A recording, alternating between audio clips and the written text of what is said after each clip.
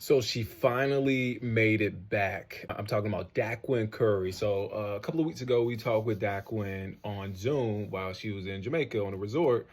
She was in Jamaica for a wedding, and it was supposed to be like a 3-day trip, and it ended up being almost 2 weeks that she was stuck there. So she finally made it back last week. We had her in studio to talk about that experience.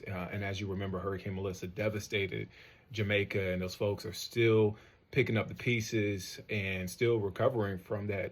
You're talking about one of the more powerful hurricane storms that swept through that area.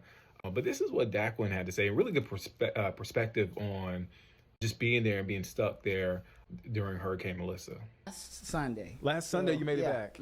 Last Sunday. So we were there a total of 12 days. Expected to be only like 5, an extended week. So the intention was celebration. The ending was a missions trip. So it was a combination of goodness all around. I mean, the storm was what it was, but we were there intentionally and purposefully.